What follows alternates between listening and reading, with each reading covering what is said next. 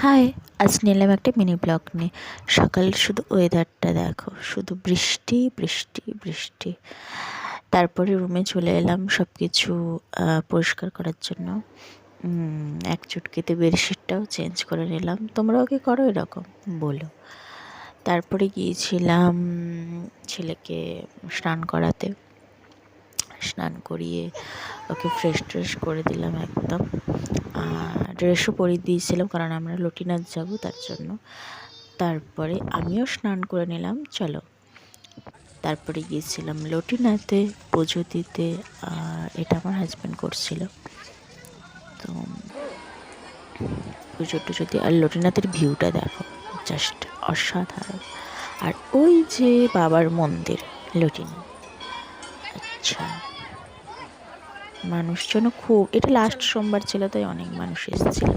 তারপরে চলে এসেছি বাড়ি। আর আজকের জন্য এইটুকুই। কাল দেখা হচ্ছে আবার একটা মিনি ব্লগের সঙ্গে। বাই।